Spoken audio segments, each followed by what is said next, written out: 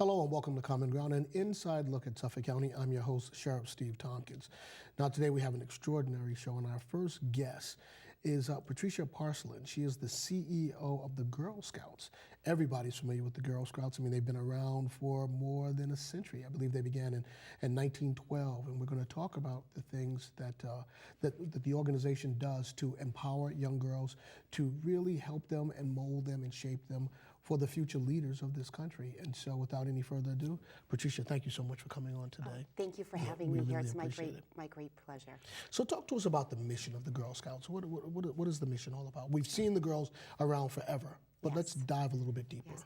That's a great question. So the mission of the Girl Scouts is really around building girl leaders, our future doctors, astronauts, teachers, moms, the girls and the women that are going to take care of us and be our future innovators, if you will. And so what we do at a very young age, Girl Scouts, you could average between age 5 and 17 years old, where you can become a Girl Scout. You start with a daisy, and oftentimes you end by doing a gold award. Okay. And throughout all those years, the girls are gaining great skills that are helping them to develop into these wonderful female leaders. Skills in the STEM disciplines, science, technology, engineering, and math. It's cookie season right now through March 10th. A lot of times people say, oh, cookies, that sounds so sweet, that sounds so nice around Girl Scouting. However, cookie season is there's very serious business around that. And we teach girls around, first of all, it's the largest girl-led business in the world. And last year in Eastern Mass alone, we sold 2.3 million boxes of cookies. Right. And what it teaches the girls is significant business skills around financial acumen, sales, marketing, sales tracking, customer service, organization skills. So as much as it sounds nice that we're buying cookies from a Girl Scout, and it is wonderful, they're gaining these great skills that will lead them and serve them well throughout their life. So you know what's interesting about that, because a lot of people like myself probably thought that the organization just gives the girls, 10 boxes of cookies or 25 boxes of cookies and go sell. But it sounds like behind all of that is basically teaching them how to merchandise, how to sell, how to be leaders. Would that be a correct statement? Absolutely, okay. Absolutely. Well, that's fascinating, So you say that it's between 5 and 17. That's correct. Do you have any idea or any sense of how many girls actually go through that entire continuum from age 5 to age 17? Sure, I don't have an exact number around that, but I will tell you that we do have quite a few girls that do go from kindergarten through their senior year in high school. But we are also looking at opportunities to keep more girls in those later teenage years as well. Okay. And so we are offering additional program, especially in communities where there's opportunity to do more for girls and to provide that connection. Like in Chelsea, for example, we have something called the FAB program, which really connects the girls from going from school and before they go home. It's that continuum where they can gather with their peers and really learn some great skill sets there in a safe environment after school. And we've actually seen in cities where we offer the FAB programs, we've seen high school graduations increase, less teen pregnancy, if you will, and it really offers an opportunity for wonderful mentorship and for the girls to have someone to look up to in a leader that maybe they aspire to be. So let me ask you about the holistic approach. How involved are the girls' families with the organization? Sure. It can depend, Steve. So oftentimes our leaders are a parent of a girl and will follow them all the way through till they graduate. Most often it is a family member who is a leader, typically a woman who is a leader, and will follow them through. The families are very supportive of what Girl Scouting brings to them, and when we talk to families about the value that the girls gain, I'm going to throw some statistics at you because I come from financial services as well, right. So I have to do that. But did you know that 2/3 of the women in Congress were Girl Scouts? I did not. No. And that nearly every single NASA female astronaut was a Girl Scout? I did not. and that 53% of female business owners were Girl Scouts, No. and that Girl Scouts on average make $12,000 more a year than a non-Girl Scout. Well, you know what's very interesting about that? There's an initiative, this is the Governor's Challenge. In fact, this morning I was at Bentley with Gloria Larson around getting more women leaders in leadership and getting companies actually to not only recruit, but push women up the ladder. And there was this whole conversation around pay equity. You know, Yes. so I find that very interesting that you say that young ladies that have gone through the Girl Scouts actually earn more than their counterparts that may not have That's gone through right. Girl Scouts. And Gloria's amazing.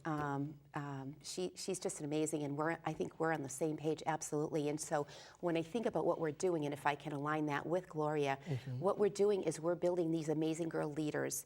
They are learning all these wonderful skill sets. We're actually setting them up very well for college or for trade school or whatever their aspirations tend to be. Then they go out into the workforce. And they work a certain amount throughout their career. They get to a certain point, and there's that perceived glass ceiling. Right. So what we're doing at Girl Scouts of Eastern Mass, and I would like to take this national, is we are actually asking from companies that we're doing business with, what are your numbers of women in leadership positions and women on boards? So I feel like we have this great opportunity and a responsibility to these young women that we're bringing through and we're educating and supporting to help to open up that spigot a bit more. So I think that there's a lot more opportunity. And when you think about it, Steve, you know, 53%, probably around 52% of the population are women across the United States. Exactly. And I would suspect that their buying power is even a larger percentage of women have the buying power in the United States. So I think there's huge opportunity for us to put a stake in the ground and support their future leadership. Talk to me about diversity within the cadre of young ladies. When you talk about African Americans and Latinas and Asians, how diverse is the organization? Sure, and so I will tell you that one of our strategic imperatives over the next few years is really with a focus on diversity and inclusion. And so when I think about that, I think about, well, what is that? What is the number? And I think about the neighborhoods that we serve. And I would like the girls that are Girl Scouts to reflect their neighborhoods. So if we have a neighborhood where we have 20% Black American girls, I would like the Girl Scouts to reflect that as well, and I think that's important. And so what I am doing around that, I'll give you an example, the city of Malden, the town that I grew up in, which is hugely diverse. There are 70 languages spoken in Malden. Oh, wow, I did not know that. And there are 39.6%, again, I'm a numbers person, of the people who live in Malden were born outside the U.S. Okay. And so what I did, isn't that interesting? Yeah, that is very much Right so. outside Boston, I mean, we have this hugely, and I think there's about 60,000 people who live in Malden. Okay. And so I met with the mayor of Malden, Gary Christensen, who's amazing. And I talked to him and I said, when I look at some of the surrounding towns, there's, you know, and when I look at Malden, in the city of Malden, 4% of eligible girls, again, ages 5 through 17, who could be a Girl Scout, 4% are Girl Scouts out of all the eligible girls. Okay. But when I look in some of the surrounding towns like Medford, like Wakefield, like Woburn, et cetera, it's much higher. They range anywhere from 14 to 20%. Okay. Okay. And so we had a chat about that, and he came up with this great idea, and he said, Pat, I want you to come back and speak. I have quarterly meetings with all our religious leaders in the town. So we did that, and I'm happy to tell you that one of them just called me this week because I said, we need volunteers to lead the girls, because the girls are there. But even before that, we need space for the girls to have their meetings in. And I look at religious houses as very safe, open spaces. And so Josefina Sanchez, the Reverend, actually called me up, and the elders all think that this is a great idea. So we're just starting to move forward with getting more space in Malden, and also speaking with and recruiting wonderful volunteers. Nice. Talk to me about volunteers. How much do you rely on volunteers, and do you have a wealth of volunteers, adult volunteers, attached to the organization?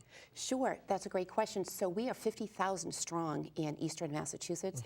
We serve 178 communities from southern New Hampshire to Martha's Vineyard. We have 15,000 volunteers and 35,000 girls, so it's a very significant number. And we have volunteers in many different capacities. That being said, we're always looking for new volunteers, volunteers that the girls can look up to and lead them, and be the role model. So talk about time commitment for the volunteers. How much time do they have to be able to come forth with? Sure, it depends. It depends. I think we've moved away since I was a Girl Scout a bazillion years ago. We've moved away from that model where Girl Scouts are going to meet once a week, every single week, for 10 months. Right. I think that there's a lot more flexibility around the model. And so troops could choose to meet every other week or once a month, and they could decide what those meetings, they could have, maybe a 2-hour-long meeting once a month as opposed to meeting every week. Right. So they really have the opportunity to design their program to support their schedules and the girls' schedules. So is there any competition, maybe friendly, hopefully, competition between Boy Scouts and Girl Scouts? Do you ever work in tandem on any sort of initiatives? Sure. Well, it's a great question that you just asked me, and I actually just met with one of the heads of one of the CEOs of the Boy Scouts. Unlike the Girl Scouts in Massachusetts have 2 councils. They have Eastern Mass and then Western Mass. Okay. The Boy Scouts have about a dozen. Okay. So it's a little more fragmented, if you will, with 12 different CEOs. But we are always open to doing things with the Boy Scouts. And when I think about that, it could be things around, and I just met with Chuck Eaton actually not too long ago, could be things around doing a joint food drive together, et cetera. But I also think it's very important for girls to have their girl-only spaces to help them, boys matter and men matter in a big way. Sure. But it's nice for girls to have their girl-only spaces where they can grow and bring out, be their own selves, if you will. So I think that's great. So you know what? So associated with that, with your answer there, but a little off the beaten path. I remember when I was a kid, you would have all boy or all girl schools. Educationally, do you think that model works? When you have what we were always told was, well, if you have just one gender, you're focused on your work and you're not thinking about dating any other things. Do you think that makes sense? Do you think that works? I think it depends on the child and what the child may need to grow. Yeah. I think that realistically, in the real world, men and women exist. And we also need to, we do, and we also need to learn to work together, and we need to embrace the diversity we have in our gender diversity, if you will. And I think both men and women bring great things to the table. And I think gender diversity and all kinds of diversity actually make for more success in the long run. However, I think that there's opportunities in having girl-only and boy-only spaces to bring about, to give the opportunity all around to gain leadership skills. So I don't know that there's one right answer. I think it depends on the child and what's best for that child. I grew up, and I always went to co-ed schools. My girls did as well, and then high school they went to all-girls schools by their choice. It wasn't my choice. So I think it depends on the child and the situation. Let me ask you about support services. So say you have a young lady, a young girl in your program that may come from a fractured home where it's just mom or just dad, and they need some sort of support services just to get through, everyday existence. Yeah. Do you work with outside organizations to provide those support services? How does that work? Absolutely, and that's very interesting because we just had a symposium that we did jointly with Simmons College about a month ago, and we brought together a lot of the different organizations like Big Sisters of Boston, for example. And when I think about that, and we all talked about how we have an opportunity to partner even more with each other. For example, I could go to Big Sister organization and say, we have this great scouting program. Are there girls in your program that you think might benefit from that? Because studies have been done that the more organizations girls and boys are involved with, the better opportunity they have to be successful in their lives. And again, it's support. So now after a young lady cycles out of the program, do you find that some of the young ladies that were in the Girl Scouts come back to mentor or still want to be attached to the organization as a volunteer. Yes, yes, and we want to do more of that. I was actually at a Gold Award ceremony, and I don't know if you know this, Steve, but a Gold Award is the highest award you can get in Girl Scouting, similar to the Eagle Scout Award. Okay. But it's maybe not quite as, people may not know it quite as well, but it's the highest honor you can get. It requires 80 hours of community or service, and sometimes it takes 1.5 to 3 years to gain that award. Wow, It's a ton of work. Okay. But it's really about a girl providing an opportunity to give back to the community in something that's sustainable. So this young woman who I gave the Gold Award to a couple of weeks ago, she had put in a program where there were shows that were brought to an elderly home where they had no outside entertainment, if you will.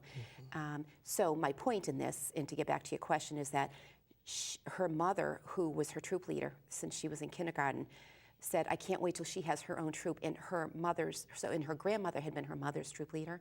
So it's wonderful seeing that generational coming back. Yeah. And we love that the girls come back and want to stay engaged.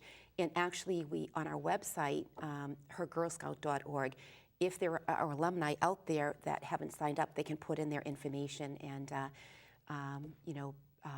get our regular newsletters and hear about events that we're doing. But we want those alumni to come back and to continue to be engaged, and we want to hear their stories. Yeah. Because you're familiar with fraternities and sororities, and yes. You have your undergrad chapters, but then oftentimes you'll have people that will pledge a grad chapter. It might not be as rigorous, but they're still attached to the organization. Yeah. And I think there's a lot there. When you talk about youth, one of the things that we're very interested in is sending our officers into the schools, starting with the middle schools, principally because we want a young child to have an interaction with an adult in a uniform when they're not in trouble, you see. But we also look at it from a standpoint of mentorship, and we find that if we can work with kids before they get in trouble, and we'll bring some of the kids into the facility to show them the facility, not as a scared straight program, but just to enlighten them and say, this is not how you want to live your life. Right. We think those are valuable lessons. Absolutely. And so what you're talking about with some of the folks that have gone through the program coming back, I think that's just very enriching, actually on both sides. Yes. For the young girls and for the former Girl Scouts. Would you agree with that? Absolutely. And I think even having you go into the school and see the students and folks on your force, I think that you're such a great role model for the kids. Because you can't be what you can't see. Right. So to have yourself as a role model, myself as a role model, and all of our wonderful volunteers, it's very powerful. Right. It's very powerful, and especially when we tell our stories. Right? Yeah, exactly. Because we weren't born successful, right? We earned that, and we have a life story to tell.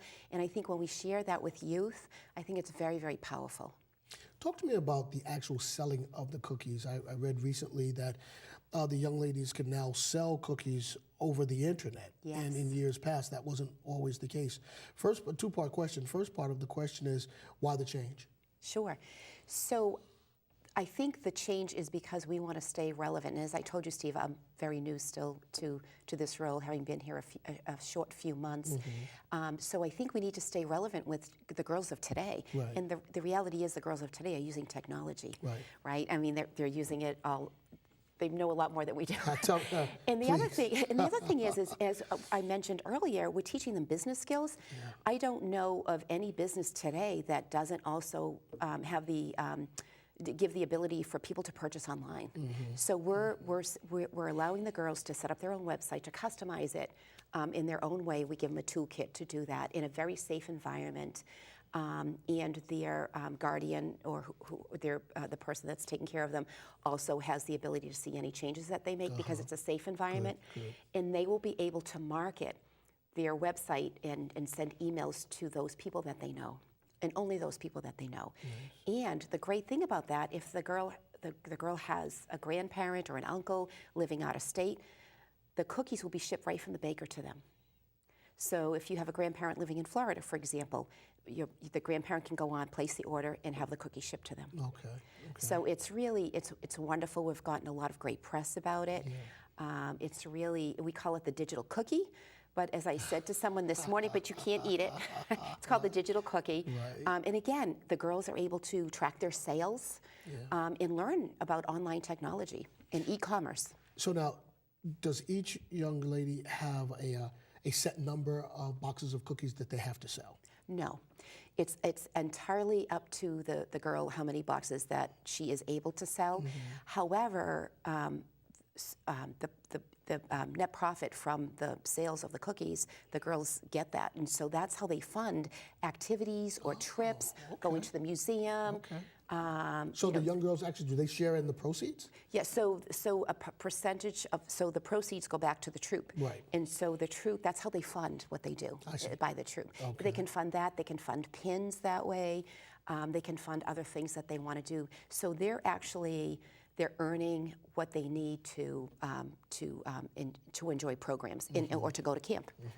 So they decide how they're going to use those proceeds. That is awesome. So now you've referenced that you've just been the CEO for the past 4 months. Yes. Just give us a little insight into your history. You know, what were you doing prior to the Girl Scouts, and what attracted you to coming on as the CEO of the Girl Scouts? Sure, thank you for asking that. So I was in financial services for over 3 decades. Okay. My most recent, over 2 decades at State Street Corporation, which is the most amazing financial institution in Boston and globally.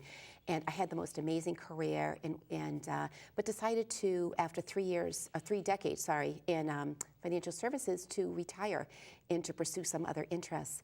And I did. And after about a year, someone sent me the opportunity with the Girl Scouts.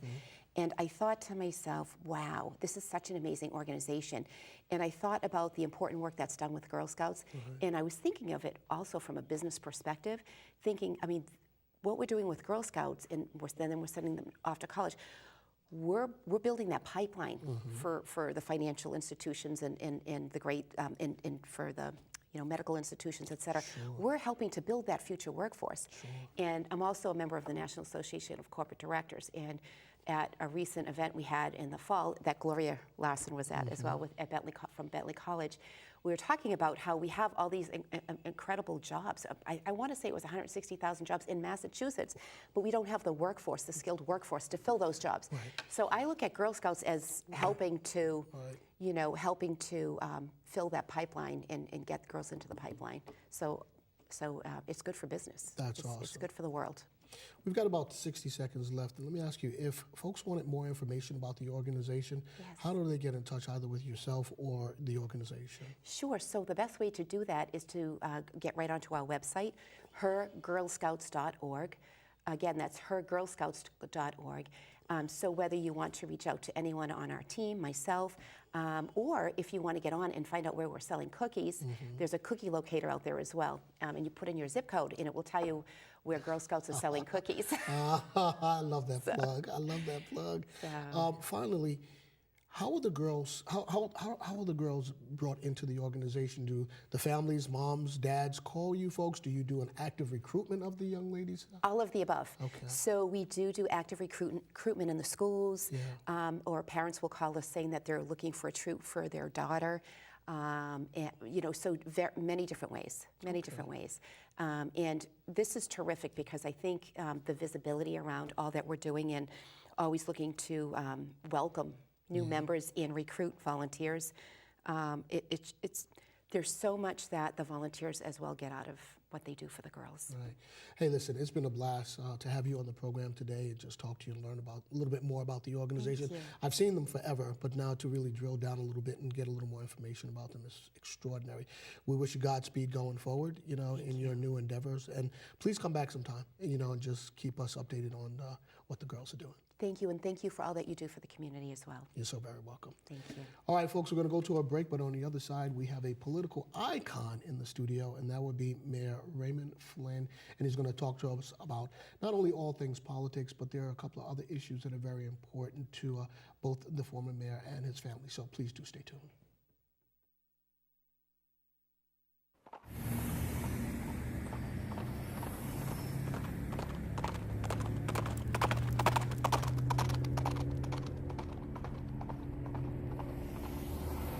The cookies are coming! The cookies are coming!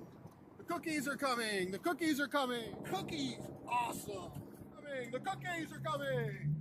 Cookies are coming. Cookies are coming. The cookies are coming. The cookies are coming. Cookies. Cookies are coming. Cookies. Thin mints. Cookies. Cookies are coming. Cookies are coming.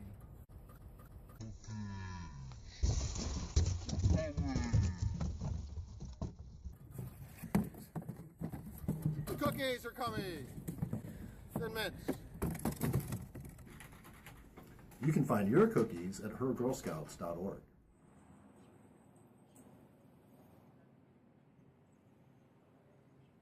Maybe hail a cab.